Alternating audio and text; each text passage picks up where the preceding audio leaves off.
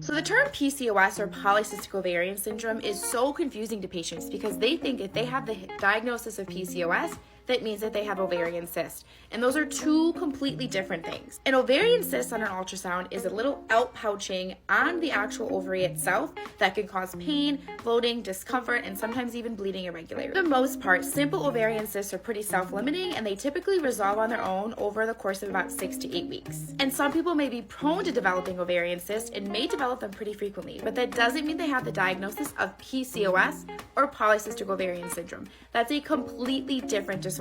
PCOS is a hormonal imbalance between estrogen, testosterone, progesterone, LH, FSH. Your levels are just not at a normal range, and because of that, you have irregular periods and you're not ovulating correctly. Often you have higher levels of what we call FSH or follicle stimulating hormone, which means we're stimulating your ovary to release a follicle or to ovulate. However, you don't have high enough levels to pop out an egg. So on an ultrasound, you're going to see multiple immature follicles, which seems like these little swollen balls that are in a linear area or on the peripheral of the ovary, almost following what we call a string of pearls.